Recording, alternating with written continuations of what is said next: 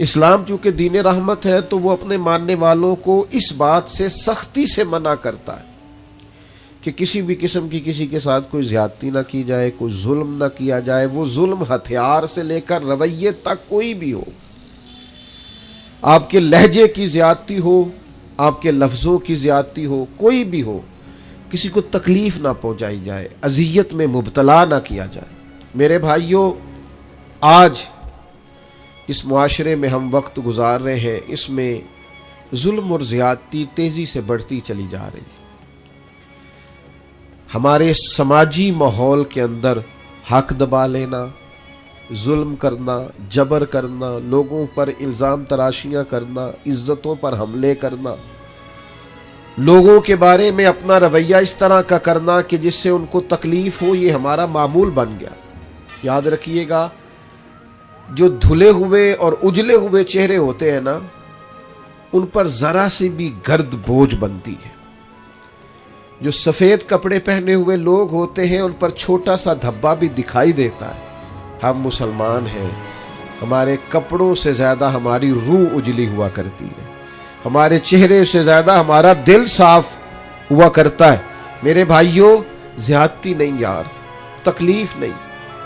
یہ جو ہمارا مزاج بن گیا ہے نا کہ کوئی نہ کوئی، میں آپ کی خدمت میں عرض کروں، پہلے تو لوگ دو بدو لڑائی کر لیتے تھے، اپنا غصہ نکال لیتے تھے۔ اب تو ہم جس دور میں ہیں، یہاں لوگ سازش کرتے ہیں، تکلیف دینے کے نت نئے بہانے تراشتے ہیں۔ لوگ اب شرارتوں کے ساتھ، لفظوں کے ساتھ، جملوں کے ساتھ روحوں کو زخمی کرتے ہیں۔ یاد رکھیے گا، نبی رحمت صلی اللہ تعالی علیہ وسلم نے فرمایا کہ رب فرماتا، لوگوں میں نے اپنی ذات پر ظلم کو حرام قرار دے دیا ہے۔ مالک و قادر مطلق ہو کر کریم فرماتا ہے، میں کسی پر ظلم نہیں کرتا، اور تمہارے درمیان بھی ظلم کو حرام قرار دیتا ہوں، کسی پر زیادتی نہ کرنا۔ میں کیسے آپ کو بتاؤں کہ بہویں دروازوں سے لگ کے رو رہی ہیں، بہو کا باپ صلح کرانے گیا ہے تو وہ روتا جا رہا ہے اور روتا آ رہا ہے۔ جس کے ہاتھ کوئی سرا آیا ہے کسی کی ڈور کھینچنے کا، پھر اس نے کم نہیں کی۔ کسی شخص کا کہیں ہاتھ پڑتا تھا، وہ طاقتور تھا، تو اس نے پھر کمزور کو لتاڑنے میں، گھسیٹنے میں کوئی کسر نہیں چھوڑی۔ مومن کی یہ شان نہیں۔ مومن کا مقام تو یہ ہے کہ نبی پاک صلی اللہ علیہ وسلم سے پوچھا گیا، حضور فرماتے حضرت موسیٰ علیہ السلام نے اللہ سے پوچھا، مالک تیری بارگاہ میں معزز کون ہے؟ بڑے لوگ بڑی جگہوں پہ معزز ہے، کوئی خاندان میں معزز ہے، کوئی قبیلے میں معزز ہے، کوئی علاقے میں معزز ہے، کوئی اپنے شعبے میں بڑا معزز ہے۔ اے اللہ تیرے حضور معزز کون ہے؟ تو حضور فرماتے، رب کریم نے حضرت موسیٰ علیہ السلام سے فرمایا، میرے کلیم، جس کے پاس بدلہ لینے کی طاقت ہو اور پھر بھی اپنے بھائی کو معاف کر دے، رب کی نظر میں اس کی بڑی عزت ہے، وہ بڑا قابل تکریم ہے، وہ بڑا قابل اعزاز ہے۔ وہ طاقتور تھا، صاحب حیثیت تھا، اینٹ کا جواب پتھر سے دینے کی طاقت رکھتا تھا، وہ تہو بالا کر سکتا تھا، لیکن کیا کیا اس نے کہ وہ جب قادر آیا، غالب آیا، اس نے معاف کر دیا اللہ کی رضا کے۔ تو ظلم نہیں، جبر نہیں، زیادتی نہیں، تکلیف نہیں۔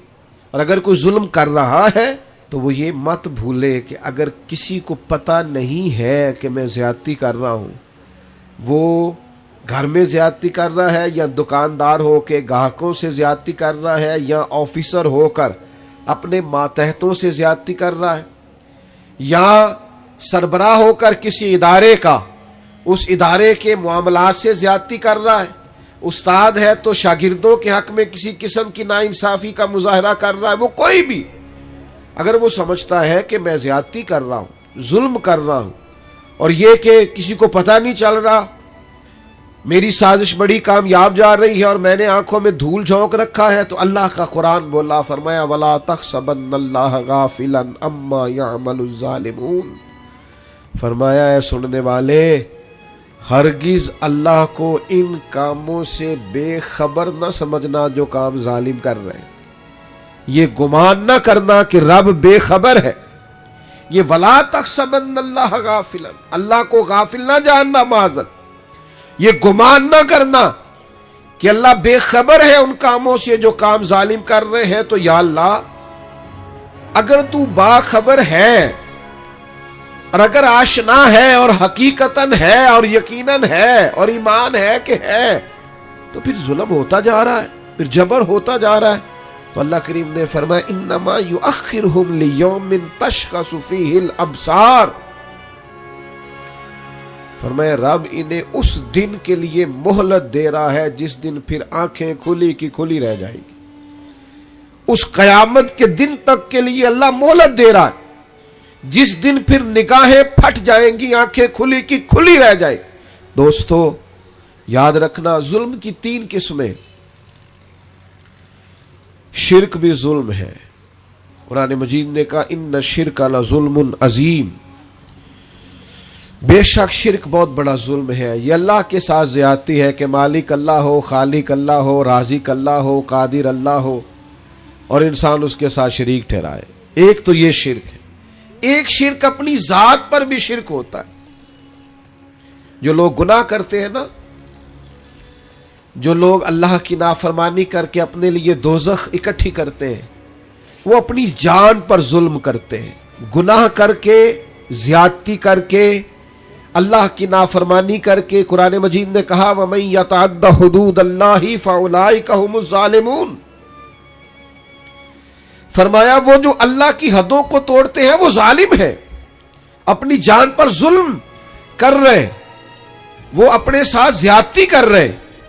اور جو کسی پر ظلم کرے وَلَا تَحْسَبَنَّ اللَّهَ غَافِلًا عَمَّا يَعْمَلُ الظَّالِمُونَ، وہ یاد رکھے کہ اللہ بے خبر نہیں ہے، اللہ کو علم ہے، اللہ نے ڈھیل دے رکھی.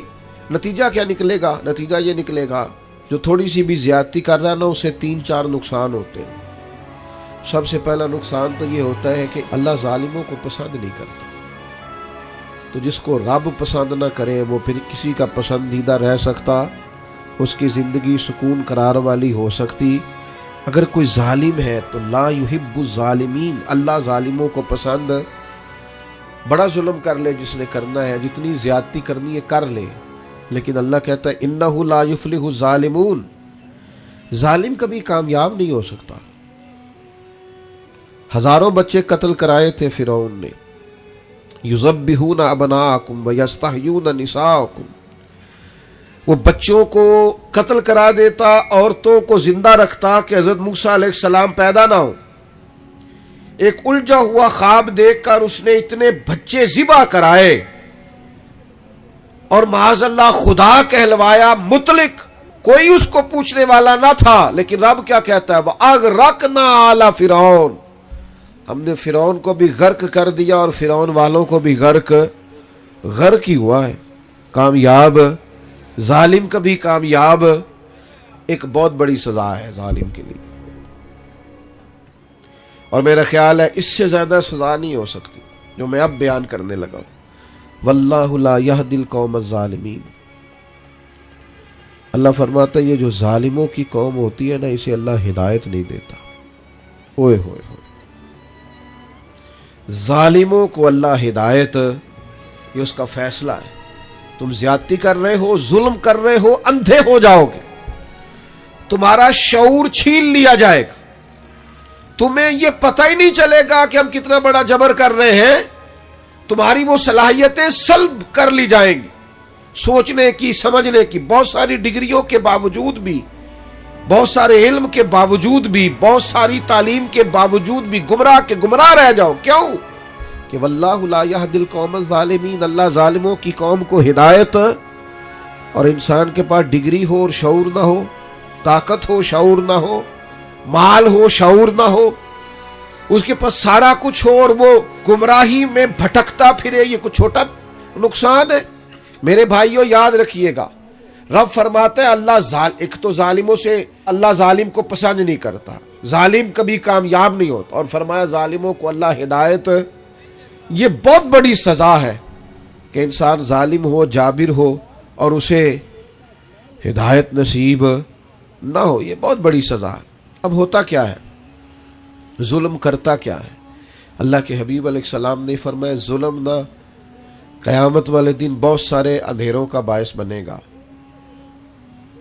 तुमने बड़ी पाकीज़ा ज़िंदगी गुजारी होगी लोगों के सामने, बड़ी आसूदा तुमने वक्त गुजारा होगा, अच्छे लिबास पहने होंगे, बड़ी गाड़ियों में घूमे होंगे, और मुमकिन है कि तुमने बड़े कुशादा घरों में वक्त गुजारा हो, लेकिन अगर कहीं तुमसे जुल्म हुआ है, ज्यादती हुई है, तो कयामत वाले दिन ये तुम्हारे लिए तारीकी है। सारी सलाहियतों के बावजूद सुबह कयामत ये तुम्हारे लिए अजियत का बायस।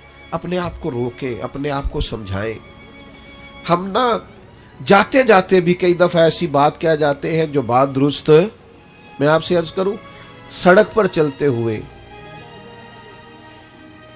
मैंने खुद देखा है, चूंकि मुझे बहुत सफ़र करना पड़ता है, मैंने खुद देखा है कई दफ़ा गाड़ी चलाने वाले ड्राइवर की गलती नहीं होती, माहौल ऐसा बन जाता है, लेकिन लोगों का जो रवैया होता है, जो गुफ्तगू का अंदाज होता है।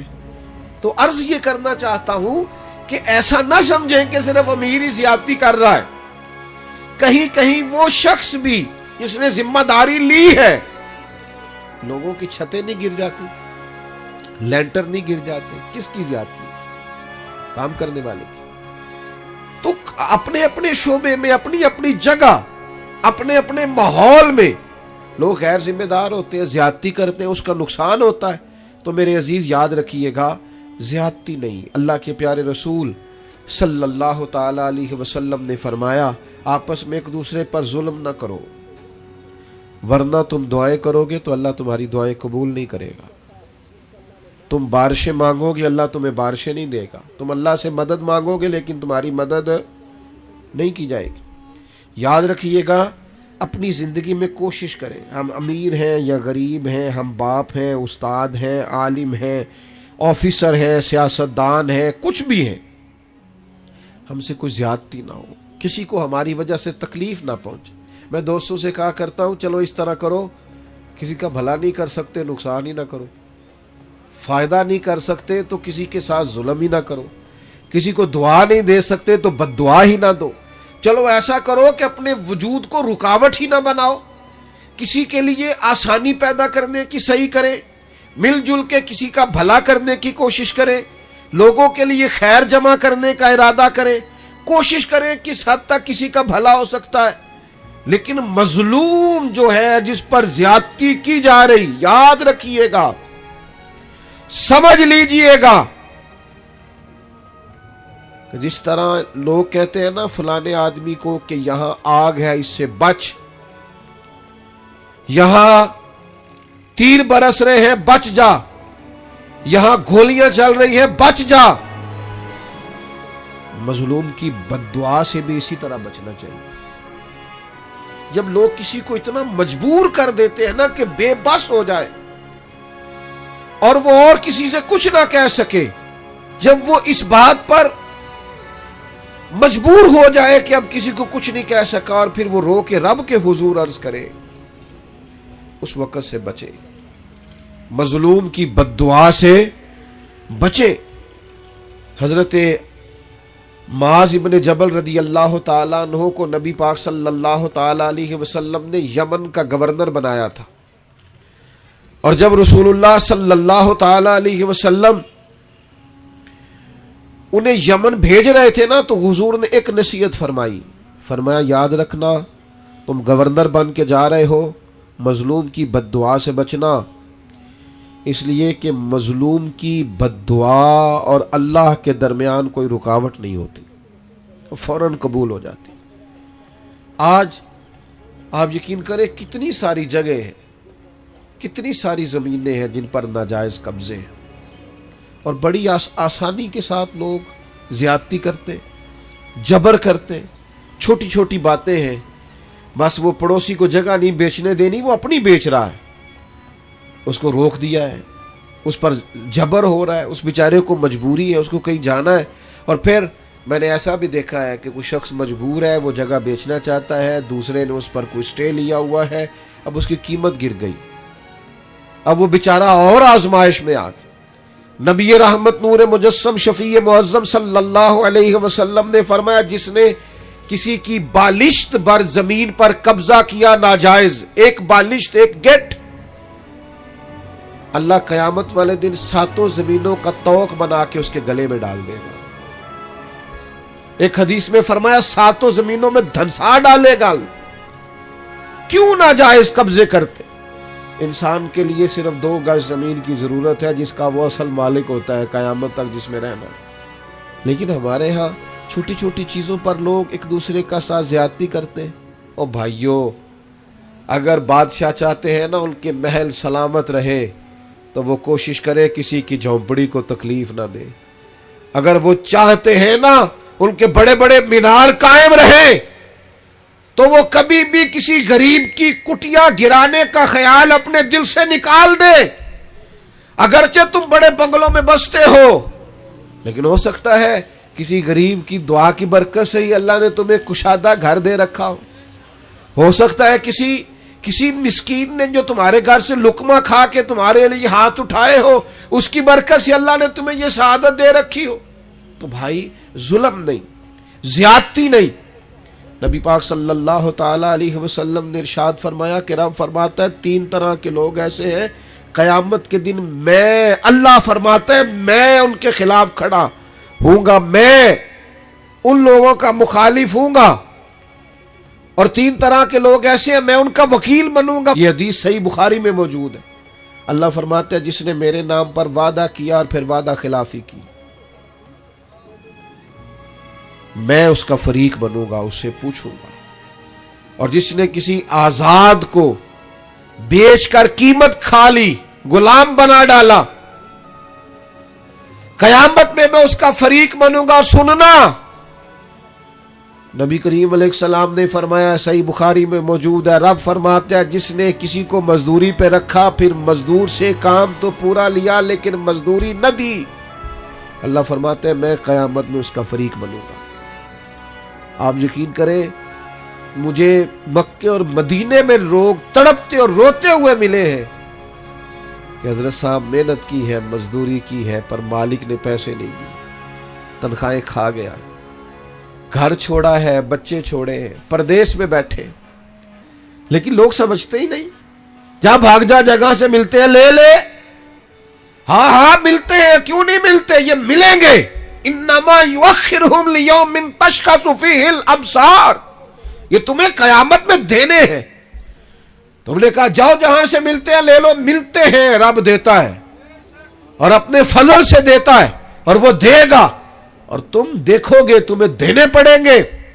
یاد رکھیے گا مظلوم کے ساتھ زیادتی بالکل نہیں، قطعاً نہیں۔ اور مظلوم کوئی بھی ہو، کسی طرح کا بھی ہو، ذمہ ہو، کسی مسلمان ملک میں رہتا ہو لیکن کافر ہو، اس کے ساتھ بھی زیادتی کی اجازت اللہ کے پیارے رسول صلی اللہ تعالی علیہ وسلم نے فرمایا جو شخص کسی ذمہ پر ظلم اور زیادتی کرے یا اس سے اس کی طاقت سے زیادہ کام لے یا اس کی کوئی چیز اس کی مرضی کے بغیر لے، تو فرمایا قیامت کے دن میں اس ذمہ کافر کا وکیل بن کے گویا اپنے امتی پر مقدمہ کروں گا۔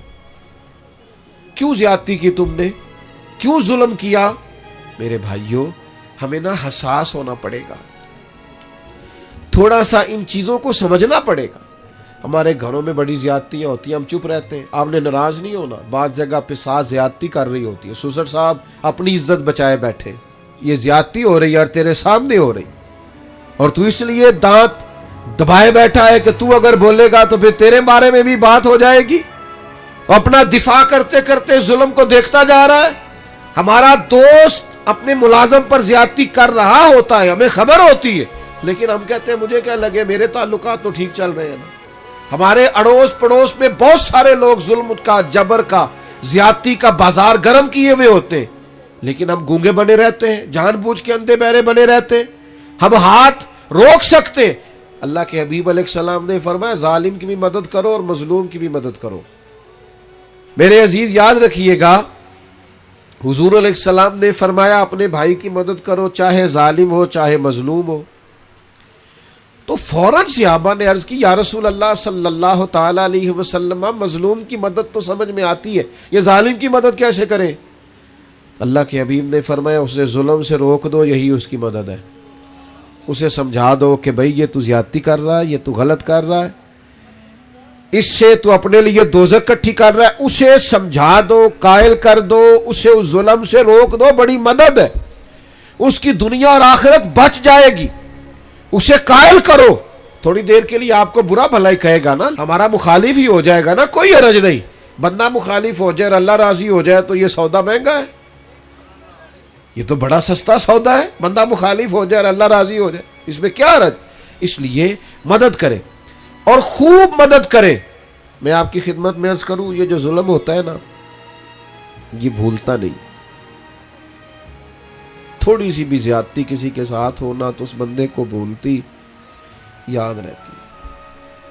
جب قیامت میں غریبوں کو اللہ اختیار دے گا کہ ان لوگوں کو بلاؤ جنہوں نے زیادتیاں کی تھی, تو پھر غریب اس دن طاقتور ہوں گے خدا کے فضل سے. تمہیں کٹہروں میں کھڑا کیا جائے, اس لیے مارا تھا. میں آپ کی خدمت میں عرض کروں, چھوٹی چھوٹی چیزیں لوگ دبا لیتے ہیں, آپ یقین کریں واپس نہیں کرتے. اور پھر لفظ کیا ہے, جا جہاں سے ملتی ہے وہاں سے لے لے, جہاں سے تجھے میسر آتی ہے وہاں سے جا کے.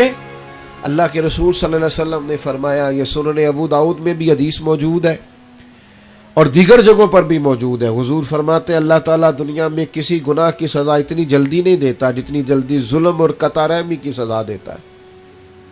آخرت میں جو عذاب ہوگا وہ الگ ہے, لیکن دنیا کے اندر اتنی جلدی کسی جرم کی سزا نہیں ملتی جتنی جلدی سزا ظلم کی ملتی.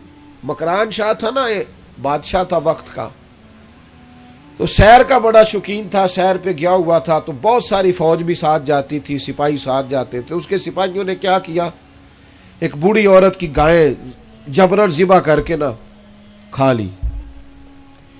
اب وہ بوڑھی نے جب بات کی تو انہوں نے ڈانٹ دیا.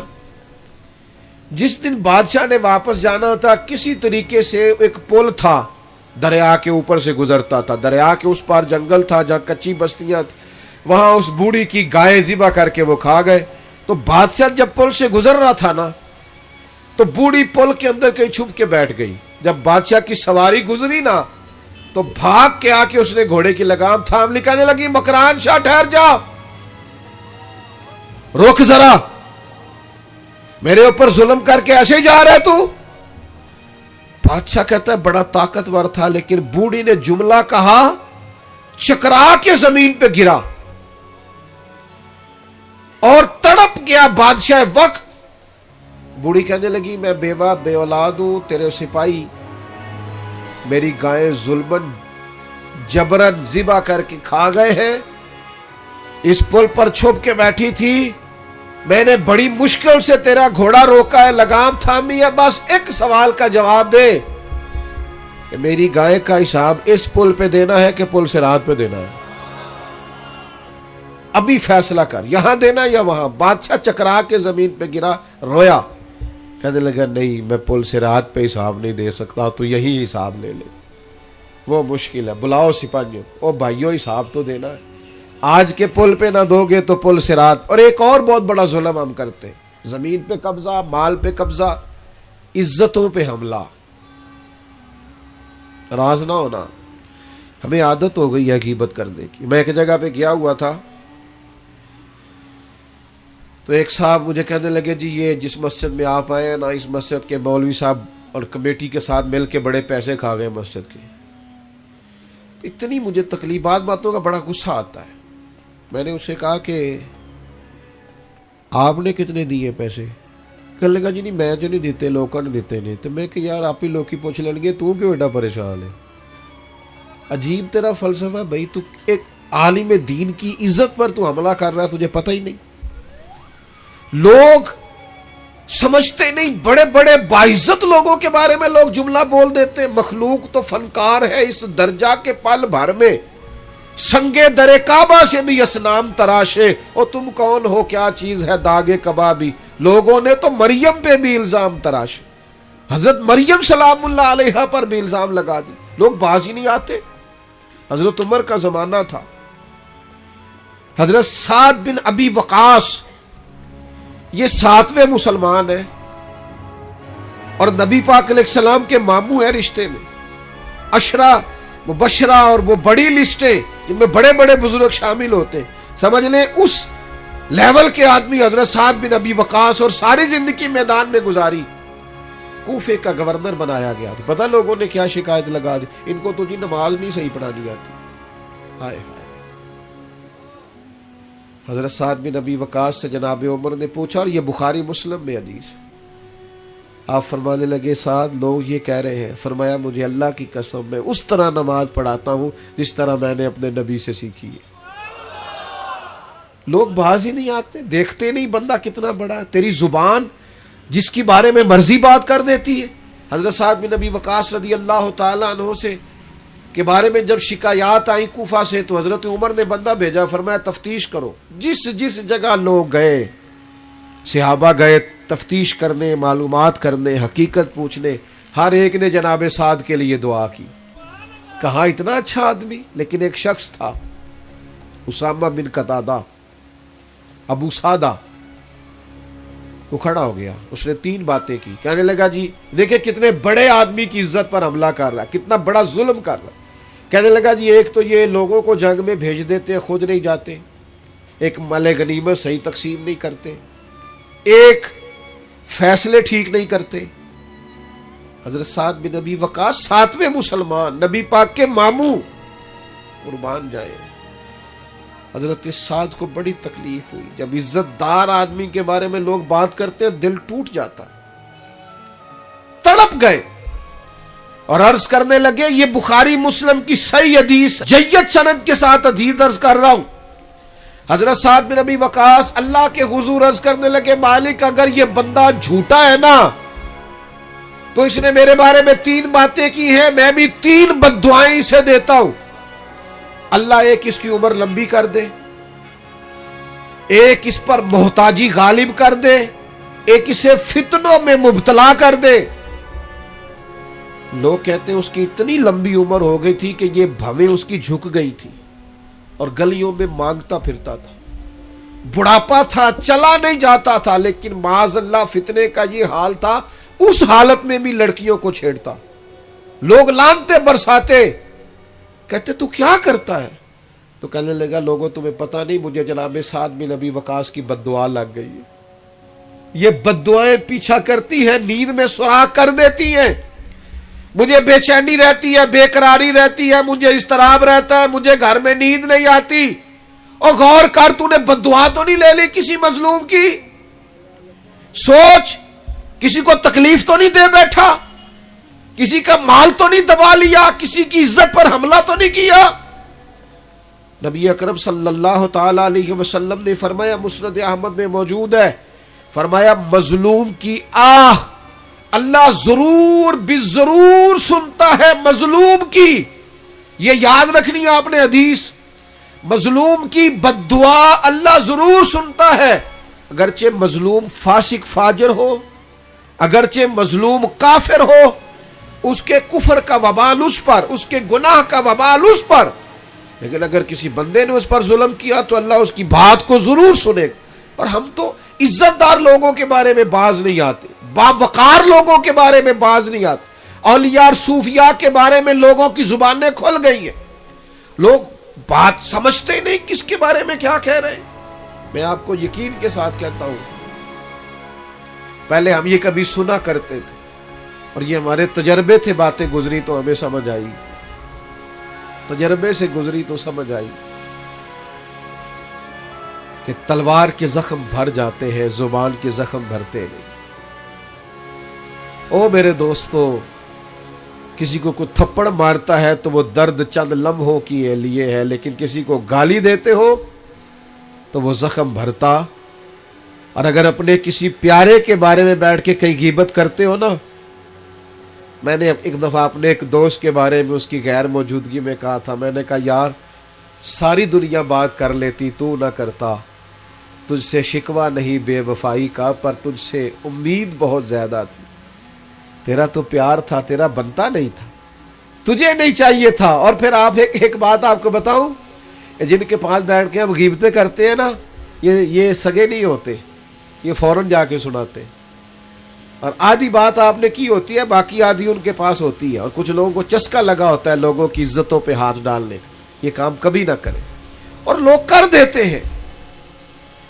میں نے اپنی زندگی میں دیکھا ہے ایسے واقعات. ایک بات آپ مجھے بتائیے, اتنا بڑا مجمع ہے اور تا حد نگاہ دوست ہی دوست ہیں, مجھے بتاؤ ہزاروں میں آپ لوگ ہیں, یہاں آج کسی بزرگ آدمی کے بارے میں, اسکول ٹیچر کے بارے میں, پروفیسر کے بارے میں, عالم کے بارے میں کوئی عورت اٹھ کے کہہ دے کہ اس نے میرے ساتھ دست درازی کی ہے, تو لوگ تفصیل پوچھیں گے جا کے اس بندے سے کہ تو نے کیا کہ نہیں, کس کی مانی جاتی ہے؟ کوئی تفصیل ہی نہیں پوچھتا, کوئی کسی طرف جاتا ہی نہیں, کوئی وضاحت ہی نہیں لیتا, بات گھوم جاتی ہے. اور آپ میں 99 خوبیاں ہو اس کی تشہیر نہیں کرتے لوگ, لیکن ایک خامی ہو تو زیادتی کرتے, جگہ جگہ بات کو گھماتے اور باتوں کا وجود نہیں ہوتا وہ باتیں عام کر دیتے. حضرت سعید بن زید عشرہ مبشرہ صحابی ہے, حضرت عمر کے بہنوئی ہیں. یہ وہی حضرت سعید بن زید ہے جن کو حضرت عمر نے بڑا مارا تھا کلمہ پڑھنے پر, پھر انہوں نے کہا کیا تجھے بھی لے جائیں. صحیح حدیث میں موجود ہے بخاری مسلم میں. حضرت سعید بن زید پر ایک عورت نے الزام لگا دیا. آئے ہائے, عزت دار آدمی مر جاتا ہے جب کوئی اس طرح کا معاملہ کرتا ہے. اس کا وجود کاٹ دیا جائے تو اتنی تکلیف نہیں ہوتی, لیکن اگر کوئی اس طرح اٹھ کے کہہ دے, کس کو بندہ وضاحتیں دیتا پھرے, یہ مشکل ہو جاتا ہے. اتنا ظلم ایک عورت نے, اور عشرہ مبشرہ صحابی جن کی زندگی اتنی محفوظ ہے کہ نبی پاک نے انہیں دنیا میں رہتے ہوئے جنت کی بشارت دے دی. میں اکثر دیندار لوگوں سے کہتا ہوں, مجھے کوئی دوست کہتا ہے نا فلانا باتیں کرتا ہے فلاں عالم کے بارے میں یا فلاں بزرگ کے بارے میں, تو میں کہتا ہوں لوگوں نے تو نبیوں کو معاذ اللہ اور صحابہ کو معافی نہیں دی, تم کون ہو؟ باتیں ہیں کرنے دو. حضرت سعید بن زید پر الزام لگا دیا, اور الزام کیا لگایا؟ اس نے میری زمین پر قبضہ کر لیا. مدینے کا حاکم تھا مروان, مروان کے سامنے الزام لگا دیا. حضرت سعید بن زید حاکم کے پاس تشریف لائے. حاکم کہنے لگا یہ خاتون الزام لگاتی ہے کہ آپ نے اس کی زمین پر قبضہ کیا ہے. حضرت سعید بن زید کہنے لگے میں نے اپنے نبی سے سنا ہے جو کسی کی ایک بالشت زمین پر قبضہ کرے گا 7 زمینوں کا توق اس کے گلے میں ڈالا جائے گا. یہ حدیث سن کر بھی میں یہ کام کروں گا؟ کہا عورت کہہ رہی ہے میں اس حدیث کو سننے کے بعد آپ سے کوئی وضاحت نہیں مانگتا. حاکم نے تو بات ختم کر دی, لیکن وہ عورت مختلف جگہوں پہ الزام لگاتی رہی, میری زمین پہ قبضہ کر لیا, یہ کر لیا, وہ کر لیا. دل ٹوٹ گیا حضرت سعید بن زید کا, تکلیف میں آ گئے, اور پھر تڑپ کے ہاتھ اٹھائے, مظلوم تھے نا, کہنے لگے اللہ اگر یہ عورت جھوٹی ہے اتنی دیر تک اسے موت نہ دینا جب تک یہ اندھی نہ ہو جائے, اور اسے اس کی زمین میں ہی مارنا, اس کی زمین میں اس کی قبر بنانا. اتنے عزت دار آدمی پہ ظلم کیا, الزام لگا دیا, عزت پہ ہاتھ ڈال دیا. لوگ کہتے ہیں پھر وہ عورت اندھی ہوئی, پھر وہ دیواروں کو ٹٹول ٹٹول کے ہاتھ رکھ رکھ کے چلتی تھی. لوگ کہتے تھے کیا ہو گیا آنکھوں کو؟ کہتی تھی سعید بن زید کی بد دعا لگ گئی, یہ دعا لگ گئی ہے مجھے ان کی.